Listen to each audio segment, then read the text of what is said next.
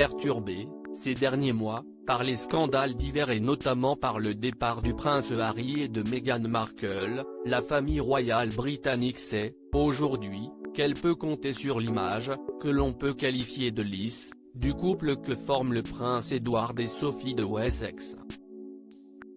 Mais, au début des années 2000, les choses étaient bien différentes.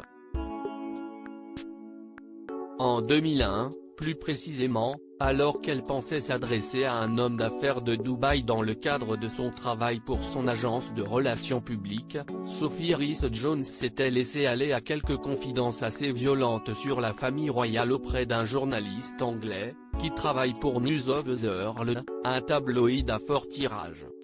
La jeune femme avait alors affirmé qu'elle avait remplacé la princesse Lady Diana, décédée 4 ans plus tôt dans un accident de voiture, dans le cœur des Britanniques, et elle s'était dite convaincue que le prince Charles pourrait épouser Camilla Parker Bowles une fois que cette chère vieille d'Élisabeth II serait morte et enterrée.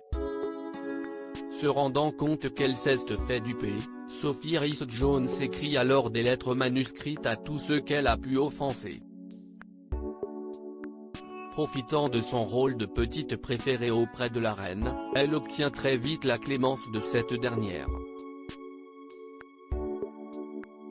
Pendant ce temps, Buckingham achète le silence du journaliste en lui proposant une véritable interview de la jeune femme.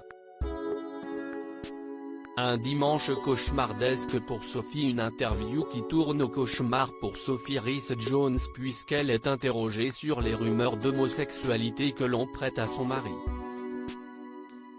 Elle se dit alors prête à crier sur les toits que le prince Edward n'est pas homosexuel. Problème, les cassettes originales du journaliste de News of the World ont été récupérées par des concurrents.